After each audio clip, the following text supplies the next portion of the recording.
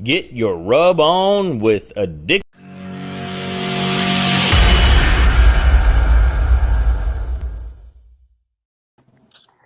Hello, Addicted to the Q world.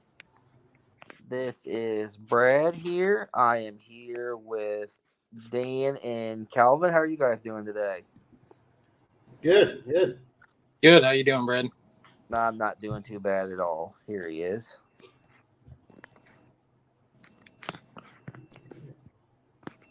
There's Brian. There he About is. time. He is fashionably late. I don't want that one. Hey, Brian. So, I think he's. Maybe not. So, first off, can you tell us your team name and where it came from? Well, we're Take It Easy BBQ, and honestly, it came. Just us hanging out. Calvin was kind of always, hey, take it easy. Hey, take it easy over there. Take it. And so when we were trying to come up with the team name, it was brought up and just kind of rang. You catch yourself kind of saying it to everybody, and that's kind of where that's how it was born. Just a fun. Just a fun name, Calvin. I don't know if you got anything to add to that. Yeah, it was just we did some brainstorming, and we were trying to come up with something clever, and had some options that were kind of a little bit repetitive from other team names that we've heard. So we just kind of wanted something a little bit more laid back and take it easy, just rolled off the tongue, and we just went with it. So is this your first year competing? Yeah, we it kind of happened fast too. We weren't planning on doing it, and Dan did some judging all last year, and he's kind of always wanted to get into competing, and he happened to win 4 free entries at the end of the year gala. Is that what that was called, Dan? Yeah, I had one. Yeah, it's kind of a long story on how we ended up falling into it, but long story short, kind of what Calvin would alluded to. I started on the judging side last year in the St. Louis Barbecue Society. Actually got introduced to the St. Louis Barbecue Society by a guy at Home Depot, believe it or not. We were just kind of chatting barbecue. He's like, "Oh, have you ever heard of St. Louis Barbecue Society?" And I'm like, "No." He's like, "Oh man, you can go sign up and judge and eat free barbecue and do this." I'm like, "Oh, that sounds cool." So I took the class, started judging, just started casually becoming friends with a lot of teams. I'd walk around after the comps and got to know some teams, and one team specifically, coming in hot, Nathan Harrison and Danny V. I got pretty good with them, and was talked with them all the time. And lo and behold, at the SLBS gala, at the end of the year to celebrate all the Team of the Year awards and things, I believe Danny V put my name in the drawing for fees for some of the events coming up in 2023, and my name was chosen for 2 events. So Dexter, Missouri was one we just cooked, Grill It Up in Dexter, Missouri. That was actually I had one from the raffle, and then here in August we'll cook in Troy, Illinois for Smoking for the Kids. That one was another entry that I'd won. So kind of when that happened, it was just kind of like, well, I don't really do anything half-assed, and so thankfully was able to coerce Calvin on board here to start cooking, and that was we jumped in with I would say both feet, but I would say hands, feet, mouth, head, everything. We're fully immersed now. Now, you judged Memphis in May a couple of months ago, didn't you? Yep. What's that I went down there. like? It was an experience. It was I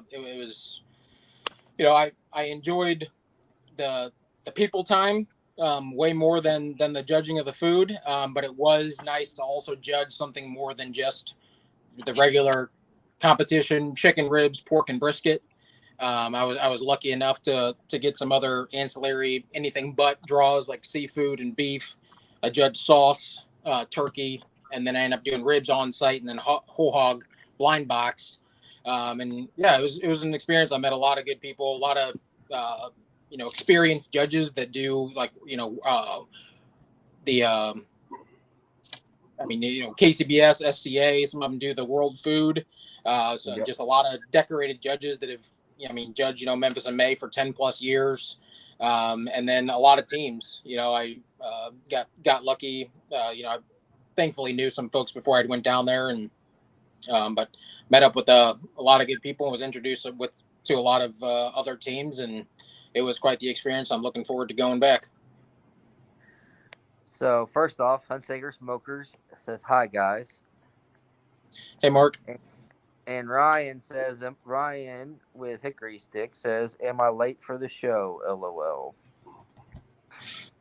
That was me. Just getting started. You were just fashionably late, Ryan. Always. Technical difficulties like that Rob Hamilton. Oh, we're not even going to go into that.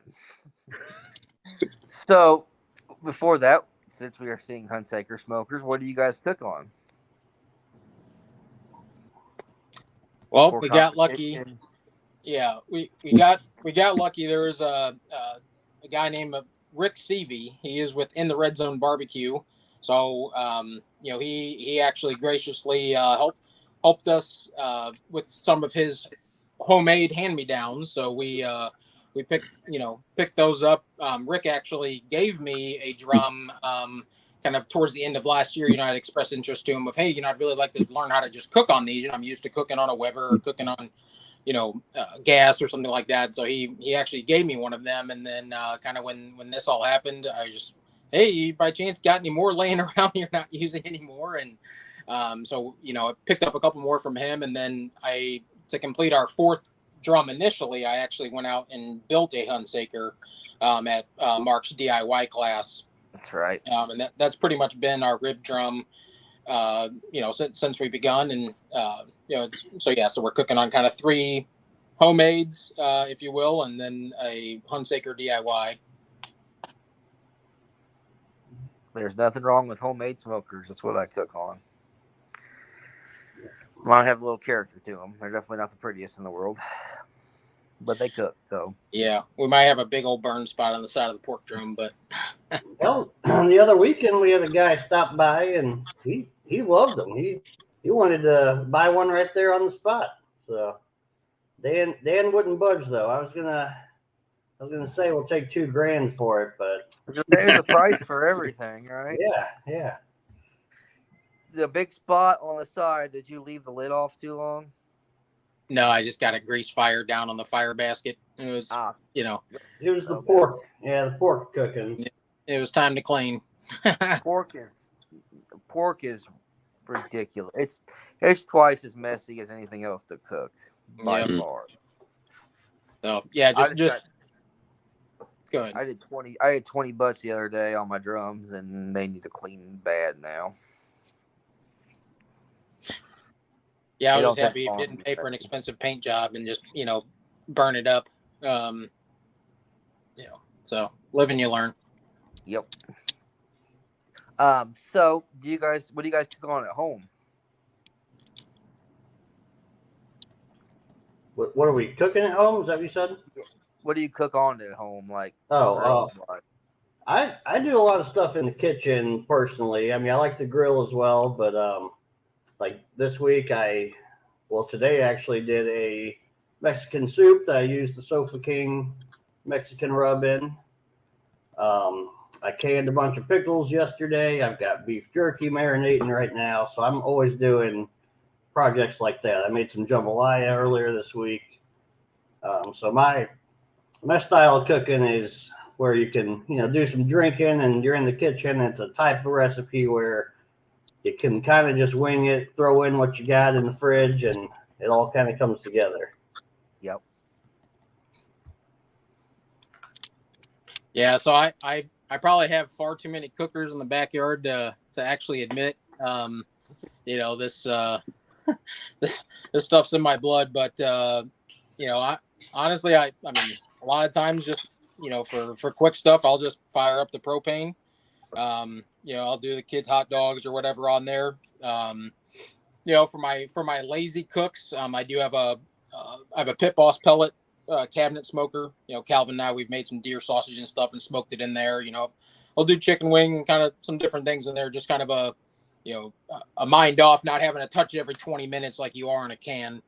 And then I recently just bought a PK360, just kind of, or sorry, not a PK360. I bought a PKTX. So I've been kind of messing with that, just, starting with the grill grates and just trying to figure that out. But honestly, I've actually been just trying to cook on a can as much as I can. I'm kind of, I have a mindset right now that just every time I cook, it just will make the results better.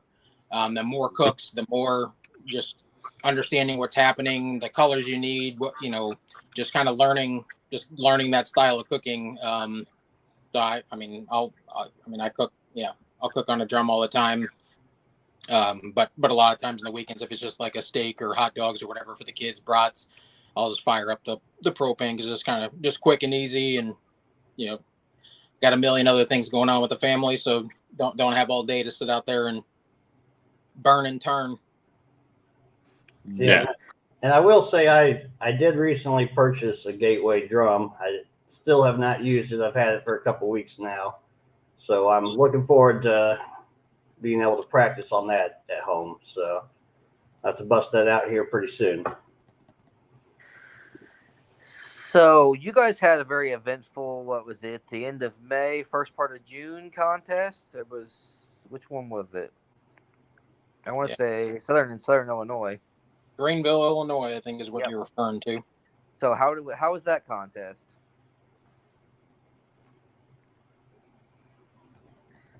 I thought it was a lot of fun. We had a good amount of teams there.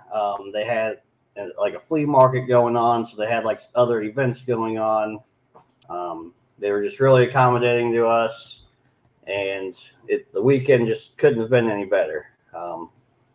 It was only like our fourth comp ever, and we did way better than expected. We actually kind of switched one of our recipes that day and rolled with it, and it ended up being really good. So we haven't looked back on that, and it was a day that we're always going to remember. So what were your results that day? You got calls in all four categories, it was a CCBS, so that's a little different. Yeah, than the main four. So that competition. So that was our first ever Clinton County Barbecue Society. So just real quick, if I may, just touch on Clinton County Barbecue Society. So I know you guys interviewed Ryan Seidem, president of that org, earlier this year, but Clinton County is a great organization. We decided to go out there and compete. It's a meat provided contest. I think we ended up polling 27 teams or so that contest, and just a lot of guys over there in Illinois that have been cooking forever. A lot of guys that are vending at gas stations or VFW halls and things. They plenty. Lots of pull behinds and stuff like that. I mean, we're still cooking in tents. So anyways, we showed up to Irvington again, not Irvington, sorry, Greenville, just looking to get another cook in. We had just came off of 2 St. Louis Barbecue Society events where we didn't crack the top 10 in those, but those were our first 2 contests ever. So anyways, walked into Greenville, and thankfully the stars started aligning. That contest, we cooked ribs, pork loin, pork butt, and then there was like a mystery meat, which was beef cheeks. So the magic started happening actually with the first place rib call, and that was felt like we were on top of the world. That was our first big call, and let alone for it to be a first place rib call, over 26 other teams. So then after that, the loin ended up with 8th, and then pork butt ended up with 4th. That was enough for GC.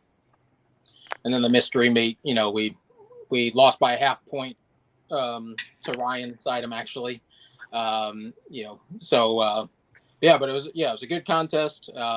the meat provided was interesting. Obviously, we actually had some really great meat provided for that contest from Cordy Meats. We actually had some prime prairie fresh ribs. I think we got like 6 racks of those. We got a couple of pork butts that were actually donated from, I believe, Berman. Yeah, that's right. So yeah, I think Berman donated those. And then the loins came from Cordy Meats also. So we started with some pretty good meat. Obviously, you got some sponsors, some pretty great products, and it all came together, and it was something. I vaguely remember, shortly after, we're walking back to the cars with the trophies and such, and Calvin just yells, "So this is what it's about."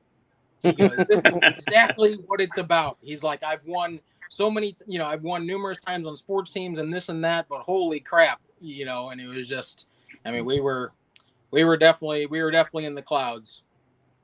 Never forget your first GC. Definitely. It is an unforgettable experience, that is for sure. So, 2 questions. Well, first off, the ribs from Cordy Meats, that's where Mark got those for that contest in Columbia. And if they were anything like that, those were dang good ribs that day. Yeah. And then, how do you cook beef cheeks? That was my first thought. I don't think I've ever cooked them before. Well, it's kind of funny because we didn't know they were beef cheeks because all the other meats provided were pork, so we thought they were pork cheeks because all it said was, I think it said meat cheeks on the package. Yeah. And so we kind of thought it was pork. We didn't hear them say beef, and so we go and we're like, all right, we're injecting with apple juice, anything we would do with pork. And so we had never cooked them before. I don't think we've ever eaten them before. We just kind of knew that they were a popular item for like braising for like tacos. So Dan was like, well, it's a tough piece of meat. Let's cook it like a brisket, basically. Dan, I'll let you go from here. Yeah. So yeah. And actually, I think somebody did end up saying like pork cheeks and whatever, like kind of when it was handed out. But anyways, and I mean, I wasn't really sure we didn't know what the mystery meat was going to be. So I kind of just brought some odds and ends, but I wasn't really going to do as some people did where they made a full blown taco and things like this. So, I mean, honestly, we ended up braising it in chicken broth. So it got braised in chicken broth. We injected it with our pork injection and, pretty much cooked it until it was probe tender, let it kind of sit around. And initially my thought was, we'll just make some kind of like, almost like a burn end out of it. And so we ended up cubing up some of it, and I ended up actually just shredding the rest of it. And, it turned out pretty good. So we did lose to a taco. But Second, still not bad. Yeah. But it was a good experience. It tasted good. And yeah, it's kind of fun, it's just, something different. That is definitely a mystery meat I wouldn't have even thought of knowing how to cook. So I've heard they're really good, though. I've heard beef cheeks and pork cheeks are very good, but I've never tried them. Yep. So, of the competition meats, which one's your favorite and least favorite to cook? Man, I don't know. People always seem to have a love-hate relationship with chicken. It seems like it takes the most prep work. It's the shortest cook, and it's kind of one of the hardest ones to nail down. But we've really had a lot of success with it. So that's kind of become one of my favorites to do. And I'd say we've had the most practice on ribs and pork as well. And we've been really consistent on all of them. And I think the chicken, we've really got something good going with the chicken, and I think we're going to continue to have success with it.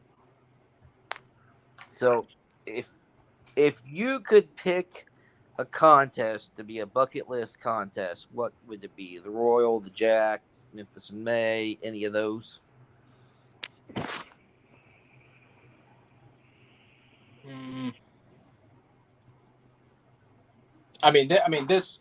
This early in my cooking career, I'm just happy to share the field with a bunch of other teams.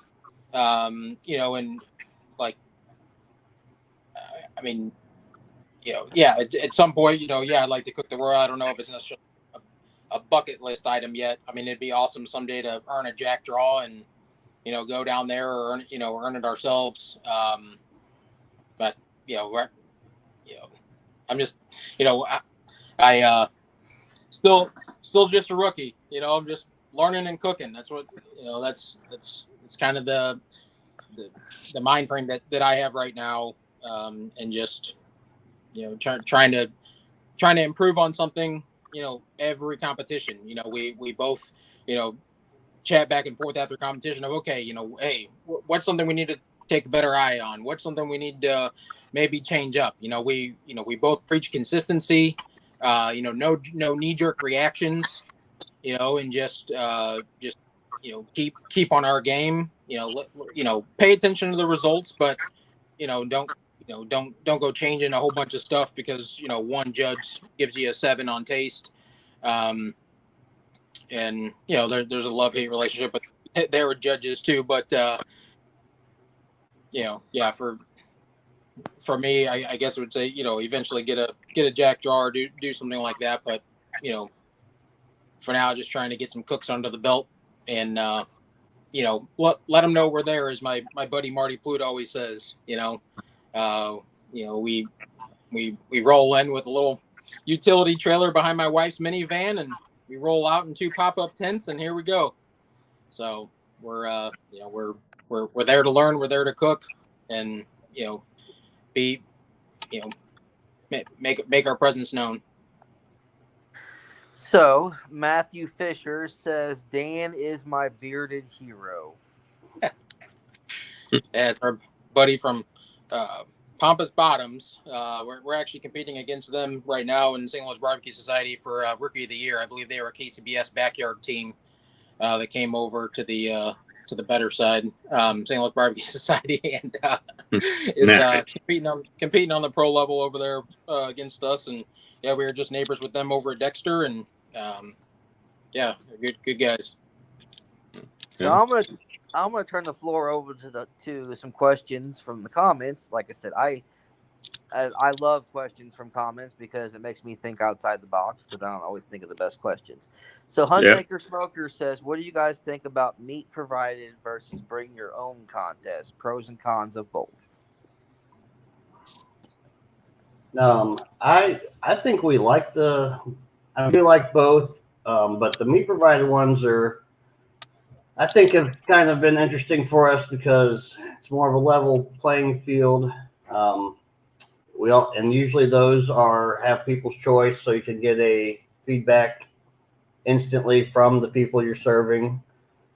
I know for brisket, we don't buy the Wagyu yet, so whenever we are in bring your own competitions, we're kind of at a disadvantage there, except costs us a little bit less than those guys, but we just haven't made it to that point yet. So it's nice to be able to trim your stuff and ahead of time and have it bought, but I kind of like where they provide the meat personally.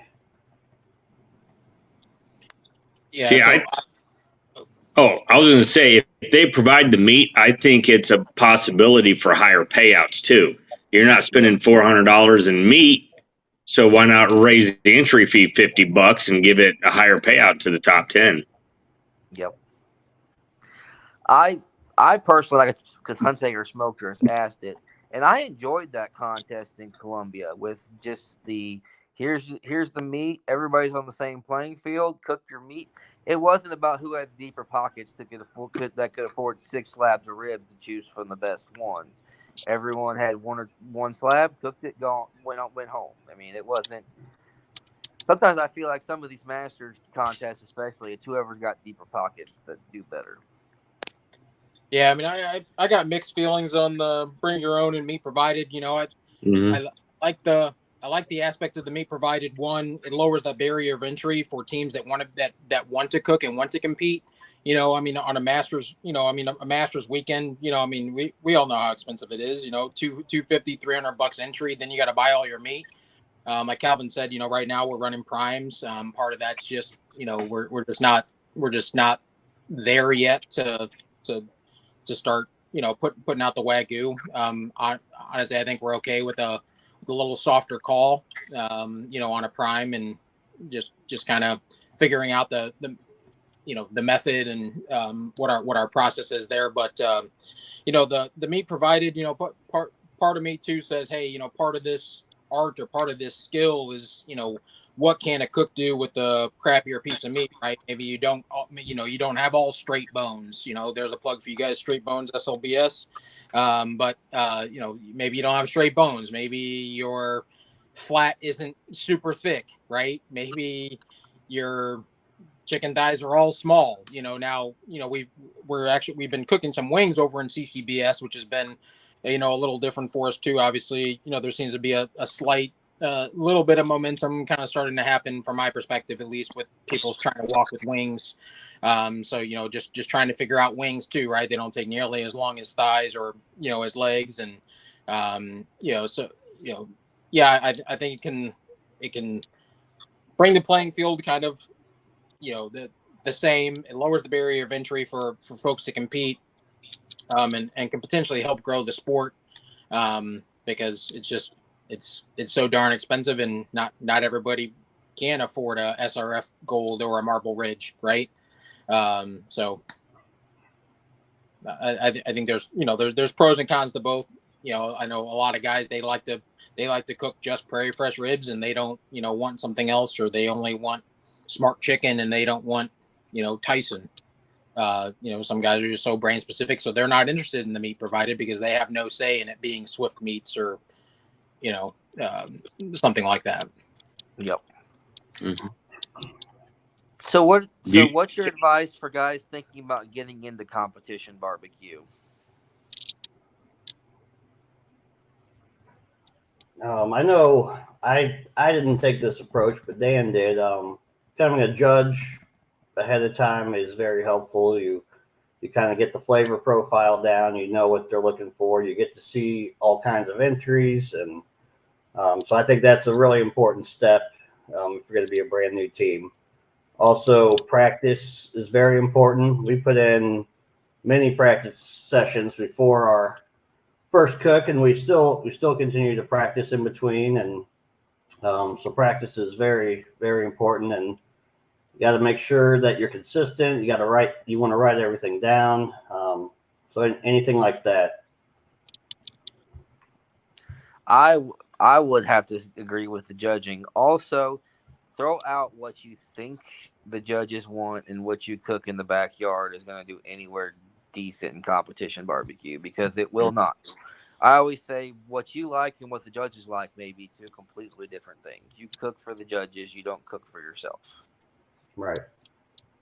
I mean, once you learn it enough to know what judges look for, you can kind of curb what you eat to kind of think about what the judges will like. But it's not what you make in your backyard. Right. Yep. And Hunsaker, last question. What attracts you to competition cooking? So, me personally, I mean, I've always liked, just cooking and grilling. I mean, definitely in the last 5 years is kind of when that's accelerated, and it's really accelerated definitely over the last 12 months. But when you can say that you took this raw piece of meat, you put it over a flame, you cooked it, you put it in a box without a name on it, and put it in front of a judge, and they said, "Holy crap," and gave you straight nines,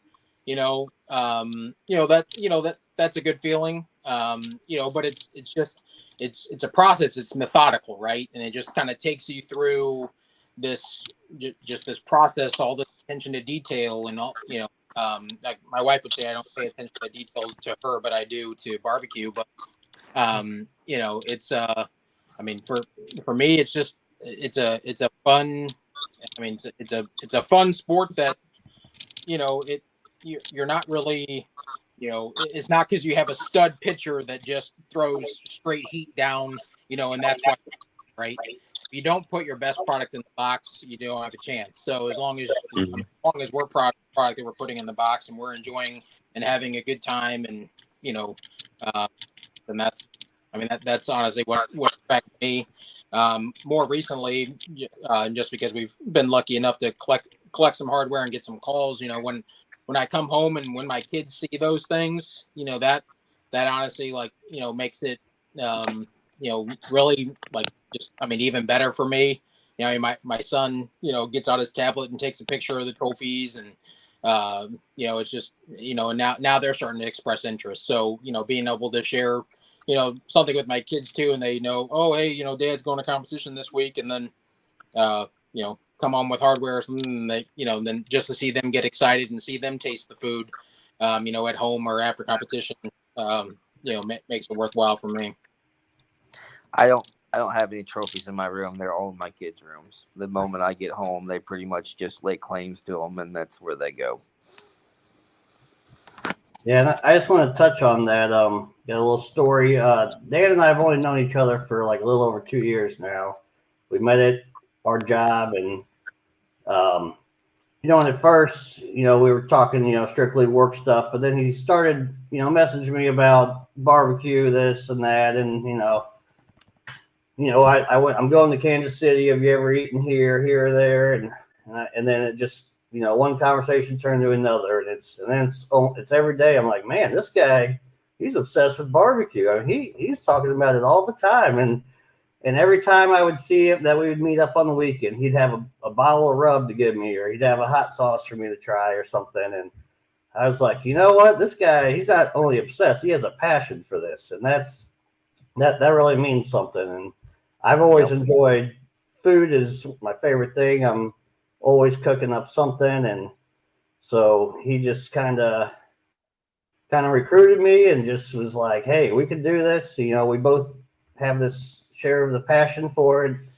So I think between his passion for barbecue and mine for food, and I'm also very competitive, I think that's kind of what's driving us. I mean, we just have the passion, and we're just fortunate enough to be in a location that's got this SLBS and the CCBS, and it's a great group of guys, and we just really enjoy the family that we've become to know this year.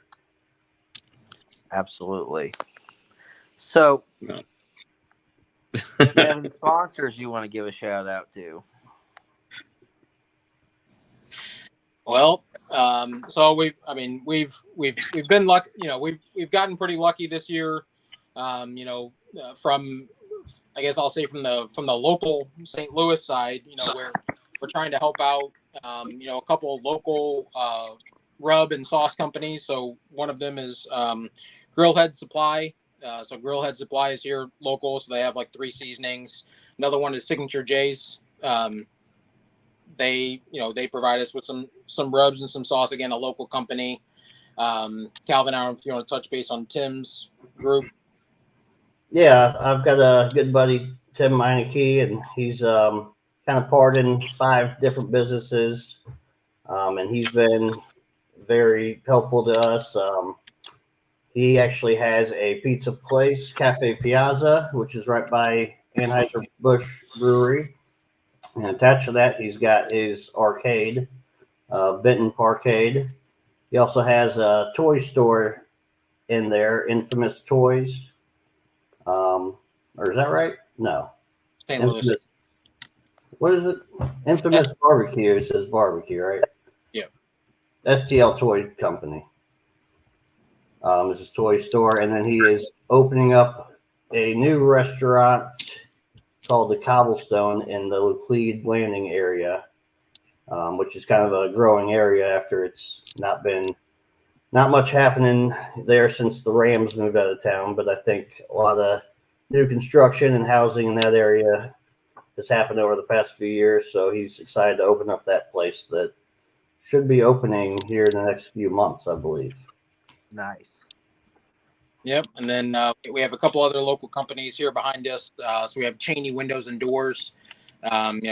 Great guy. He's done a lot of work for me. And then we also have the produce stand and seafood. So they've been great to us. They've actually been getting us our great local charcoal, timber charcoal, out of Salem, Missouri. So we've actually been getting some charcoal through him. You know, he has the freshest kale in town and the best butter around. So that, you know, the fruit stand and seafood, they've been good to us. Let's see. We also have Clean Home Improvement. If you need any housework done, give them a call. And then The coin, right? yeah, we also got Cody Duncan's Coin and Bullion. He's down in Texas. It's a good buddy of mine. If you want to dabble in some coins, gold or silver or jewelry, you can hit him up. And then we also have the great Sofa King Awesome products here. So thanks, Who's Brian. that guy? That. And and then we were lucky enough to get picked up under the Heath Riles brand as well. So that's been you know, pretty instrumental to our success as well. You know, that's kind of opened up some doors to, you know, access, you know, those teams. I mean, both in the Sofa King chat here that we got, you know, you guys are always chirping up a storm. Sorry, I probably don't always respond, but you know, that group's always going. And then we're also in a members only group for the Heath Riles teams. You know, Mitchell Bedwell over there at Heath Riles, he's been super helpful to me. You know, I was actually just chatting him up the other day, just kind of, you know, picking his brain and, you know, seeing what he has seen has been working for other Heath Riles teams, or maybe for himself with Heath, you know, on the trail, and just, you know, trying to keep up with everything, and you know, make sure that we're using you know, the array of products available to us in the best way we can. Mm-hmm. So Yes, that. So it's mainly T-Dog. He's the one that causes all the problems in the group chat. I thought it was So, the week. well, him too. He's usually taking the pictures when he's flying somewhere. Yeah. That guy travels a lot. So favorite restaurant, since you said you guys were talking about Kansas City and barbecue restaurants, which one's your favorite? Anywhere. Yeah, anywhere. It would be Kansas City, anywhere. Oh, you go ahead, Dan. I mean, you want favorite barbecue restaurant or just favorite restaurant in general? Favorite barbecue restaurant. Well, so I'll be mostly partial to the hometown heavy smoke. If I went to Kansas City, it'll be Slaps. Yep. If I go to Memphis, it's right now it's the barbecue shop for their barbecue spaghetti. I caught a lot of crap for that this weekend because I went there, but I don't know, the barbecue spaghetti just hits different. It's something different that you can't really get anywhere else, and that's why I keep going back. But yeah, have you ever tried Rendezvous in Memphis? No, I've always been told that's kind of touristy barbecue, so I've kind of stayed away from it. Mm-hmm. I've tried it, but I don't know. I don't have a lot to say about it. I will say I don't think I tried what I was supposed to try.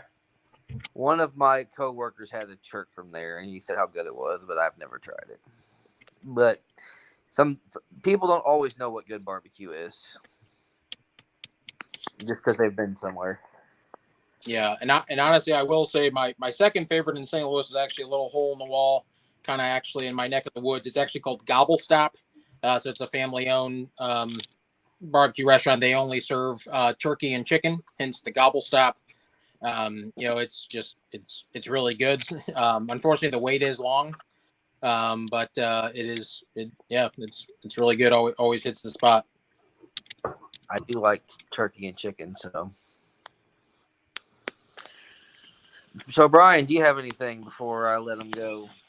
Yeah, you know that competition that you're gonna be battling your buddy Matthew Fisher at? Yep.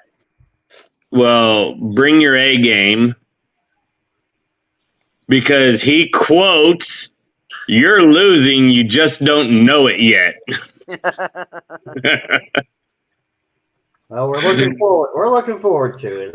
We have been taking this pretty seriously, and I don't expect anything.